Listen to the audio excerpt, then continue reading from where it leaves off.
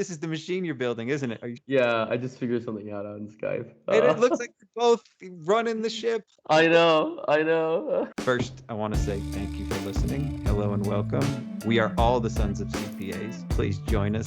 We are the change agents in an industry fraught with money and inertia. Let's begin the Sons of CPAs with your hosts today, Michael Lee and Scott Scarano. Let's begin. How you doing, Scott? How's it going? How's your week so far, Michael? What's the best thing you've dealt with this week? I made an offer this week on an accounting firm. What? And then I just had Mexican food. How much better can it get? The soundtrack to that makes sense. Today, we're going to talk about strong culture. How do you feel about that? It depends on the context, right? I love culture. I grew up in a strong culture, Cambodian culture, inside the home I grew up in the middle of Tempe, Arizona. But I think we're talking about strong accounting firm culture or business culture. That's the topic of today. Yeah. This time I picked out a little article from Carbon Magazine, Building a Strong Accounting Firm Culture, that I will leave in the show notes for this episode 2 of our 5-minute lead. Let's talk bigger picture here on culture. What do you think about it? Because some people, I've had conversations about teams and cultures with other co-hosts of mine, and they spit on it. I think culture is a differentiating factor for any firm trying to stand out in a sea of commoditized services. The reality is we're in an industry where most of our services, not all, but most of it is entering a phase of commoditization and has been for a while. And in order to stand out, warning to the firm owner that ignores it when the coming onslaught of change happens in the industry and trying to stand out amongst the talent that has a plethora of places they can choose to go work out. And that I agree with that, 100%. The importance of culture sets you apart, but also I think internally it could create a stronger drive for your team to really push forward beyond money, so to speak. I think for some people, they care about the bigger picture and the vision, and a part of expanding your vision. Anybody that's a partner in a firm or an owner, you have to convey that vision, and it has to bleed into your culture as a firm. And that term gets overused, but it's personality, right? It's you're exactly right. It's not only employee attraction, but it's also for, do you have a team that can go after the same vision, the same goals for your firm? And it starts with you as the firm owner or firm owners. It's a firm that you have to live in. So not just your employees, but you have to enjoy being there every day. Exactly.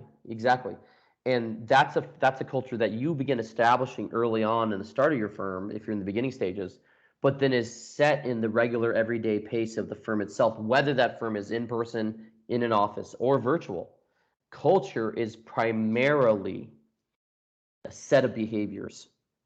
If you want to have a home where the culture is a culture of cleanliness and you have kids, what do you first start doing?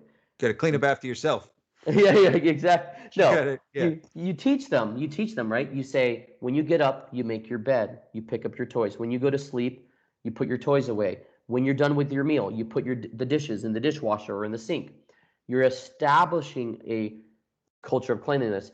You don't talk to your kids about why cleanliness is important or why germs exist or whatever. You just talk about the behavior that begins establishing the culture of cleanliness. As they mature, you then talk about the why, right? Why is that important? You're talking about communicating it, and I'm also talking about doing and embodying that. And I think that's what in the article they talk about, lead by example. You have to set the tone, and by doing things like if I can speak on just our culture, I'm very authentic in everything I do. I think that you probably know that. I don't really beat around the bush. I'm not going to have a second agenda in anything. And I think that that's very important for the team.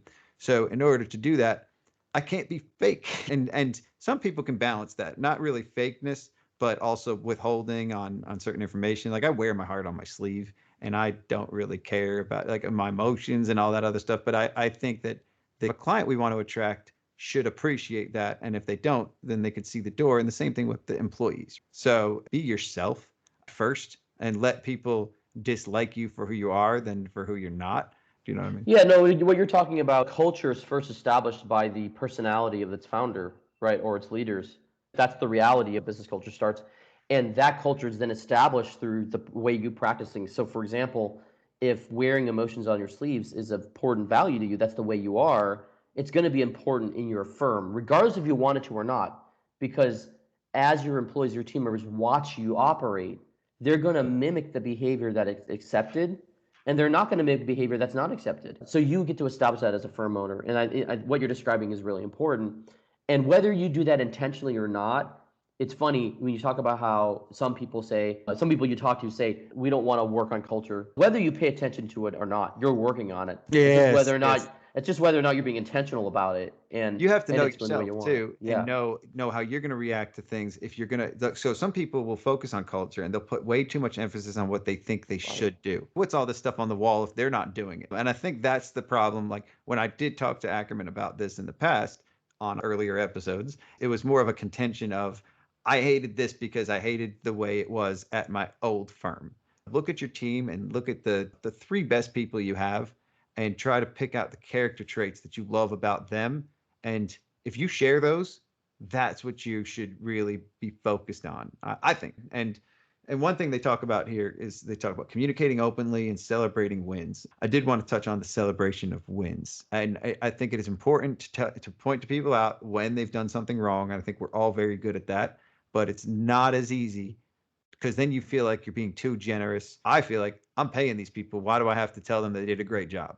And at the same time, I would love to hear that I did a great job on something and nobody tells me I did a good job. It's lonely at the top, Scott. It's lonely at the top. I don't need a pity party. I love my job. I think the article was great. It was good culture 1.0 document. I think the piece it was missing, though, alluded to in the beginning, you talked about this a little bit. Pick the best employees, get your leadership team together, and write down the characteristics of what makes that person the best employee of your company. Those are the behaviors you want to write down in your culture document. Literally, behaviors spelled out, whether it's showing up on time, owning your mistakes, always be learning. Those are some of the things that are in our culture document in regards to behaviors that you're trying to establish that actually lead or establish the culture you want to build. I think that's the kind of the missing piece and an important piece if you want to actually put the building of culture into practice.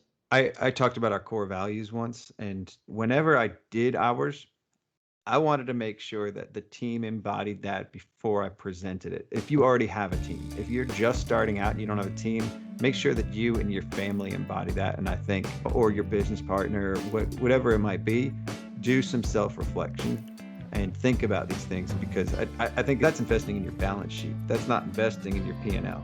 That's not investing in the short term. You're playing the long game there because good employees breed better employees. I found these are just things that happen when you have a good culture. Yeah, you got it right on, Scott.